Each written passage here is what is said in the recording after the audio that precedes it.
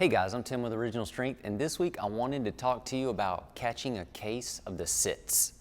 Don't worry, it's still a family show. The sits, the supraspinatus, infraspinatus, teres minor, and subscapularis, the rotator cuffs.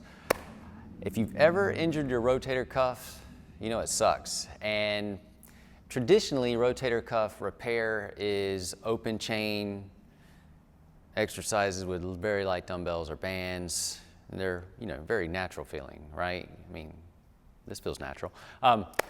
But there may be a better way to help restore the rotator cuff. And that way would be the first way you built a strong rotator cuff when you were a child.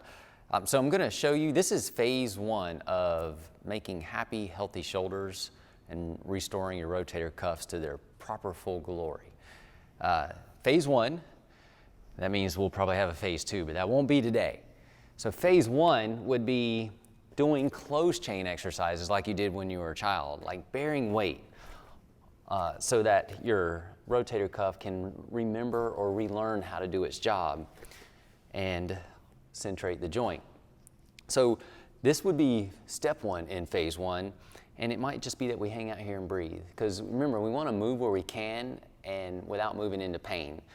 And so this could just be a great place to start for a lot of people right here. And if this is good, we could do something crazy like this. We could just hang out on, like if this were the affected shoulder, we could just hang out here, put more load on that shoulder to really up the juice. So the rotator cuff has to really stabilize the joint right here, because I was on 2 and now I'm on 1, so there's just more. This has to work a little bit harder. That would be step one, and I guess 1.5 if you go to one hand. Step two could be gently rocking back and forth, teaching the shoulders and the hips how to dance together, teaching the rotator cuffs how to dynamically stabilize the shoulder as it moves. So this would be step two, and if tolerable, we could actually pick up the hand again and add more juice to this shoulder. And then step three would be crawling backwards or sideways in circles, but backwards is really a great way to strengthen and restore shoulders.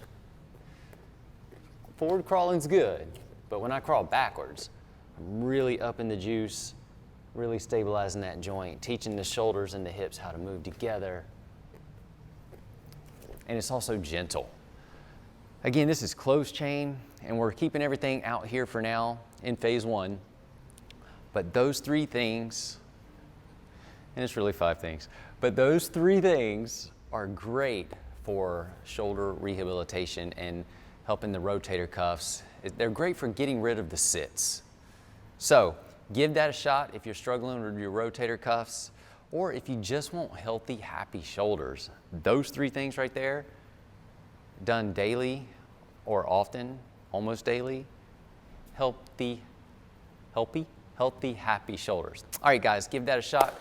I'm Tim. This is Original Strength, and we'll see you next time.